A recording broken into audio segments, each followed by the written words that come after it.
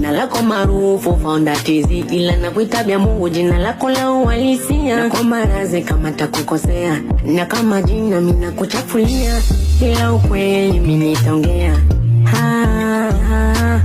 Ukweli unasema japo nauma, nikivuta taswira tulivyokuwa nyuma. Leo gadi ka bless you nikumbuki mwana, ila yote sawa na mwachi ya Maulana.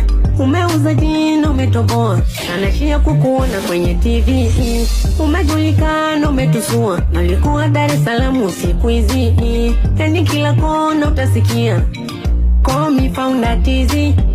Mbele ya media najua ni vigumu, lazima utakata wewe kutamketi unanifahamu, sababu umekuwa superstar. Ila yote sawa mimi sijali, mimi nawe tumetoka mbali. Hata nikisema na kujua, mashabiki zako wataona na waongopea, na wengine watongea.